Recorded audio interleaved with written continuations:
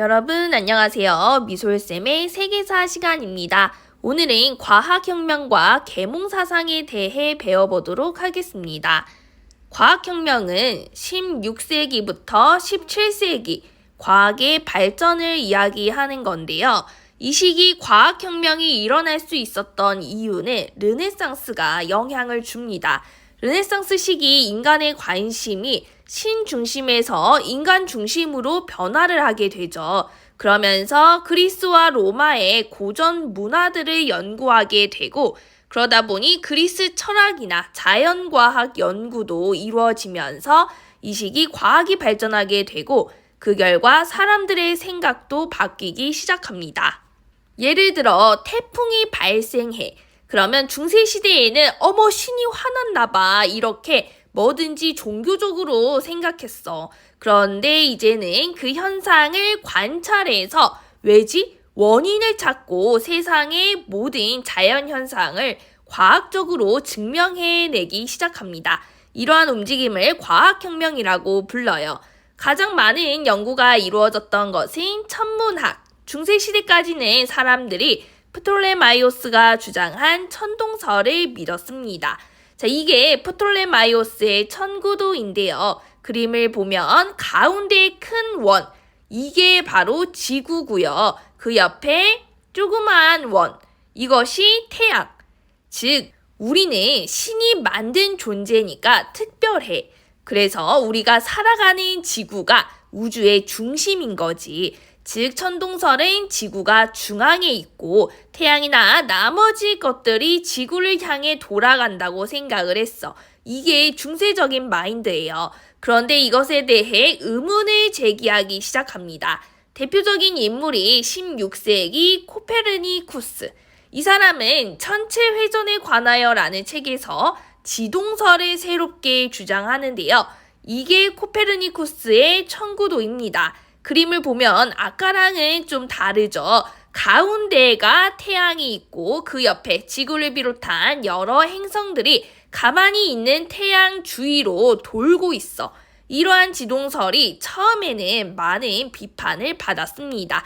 특히 종교계에서 싫어했어요. 하지만 이후 케플러가 지동설을 좀 더 정교하게 계산해냅니다.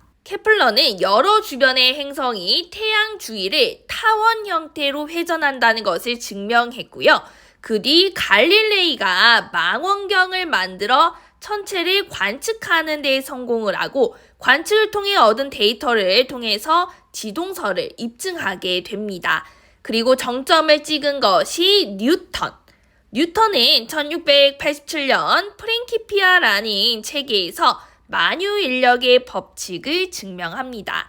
이것과 관련해서 그 사과나무 이야기가 있죠. 어느 날 뉴턴이 밖을 보는데 나무에서 사과가 툭 바닥으로 떨어지는 거야. 그걸 보면서 뉴턴은 사과가 위로 올라갈 수도 있고 옆으로 날아갈 수도 있는데 왜 밑으로 떨어지는 걸까? 생각을 하다가 여러 차례의 실험 끝에 모든 것들은 서로 끌어당기는 힘이 있다는 만유인력의 법칙을 발견합니다.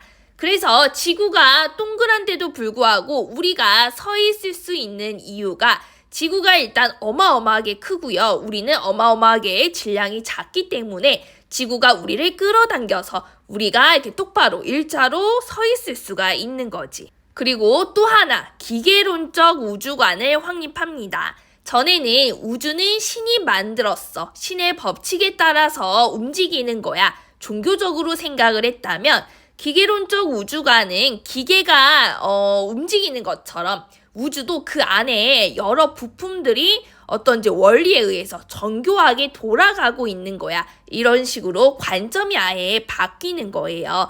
즉 이전까지는 전부 다 신에 의해서 모든 것들이 설명이 되었다면 이제부터는 이것을 다 인정하지 않고 생각하고 의심하고 가설을 세우고 관찰하고 실험을 해서 결과를 도출해내는 것으로 바뀌었다는 거예요. 그리고 이러한 과정, 방법들을 통해 많은 자연 법칙들을 발견해 나가는데 이것을 과학혁명이라고 합니다.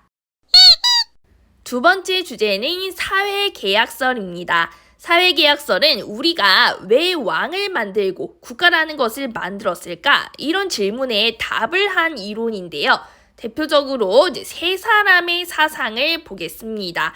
자, 먼저 홉스부터 17세기 영국 사람이고요. 리바이어던이라는 유명한 책을 씁니다. 내용을 좀 보면은 인간은 자연 상태 그대로 두면은 서로 엄청 싸우는 전쟁 상태가 돼버려.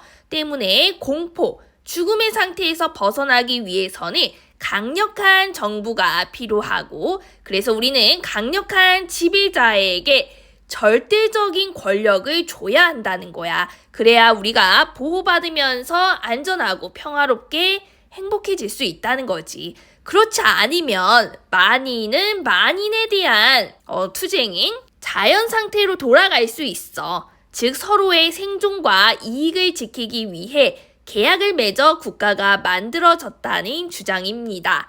이게 리바이어던의 유명한 표지 그림인데요. 절대자의 모습을 좀 자세히 보면 이렇게 굉장히 많은 사람들로 구성이 되어 있어요. 수많은 사람들이 구성이 되어 이러한 절대자를 만들었다는 거야. 왕에게 절대권을 줘야 한다는 점에서 홉스는 절대 왕정을 옹호했던 사람이라는 거 알 수가 있습니다. 반면 17세기 로크는 시민정부론이라는 책에서 신은 인간에게 생명, 자유, 소유권 같은 양도할 수 없는 권리를 부여했어. 그리고 사람들은 이 권리가 잘 보장되도록 계약을 해 국가를 만든 거야. 그런데 만약 국가가 자기 할 일을 안 하고 오히려 욕심만 채운다면 있을 필요가 없지. 그렇기 때문에 그러한 국가, 그런 왕은 혁명으로 바꿔야 한다고 얘기해요. 이것을 저항권이라고 합니다.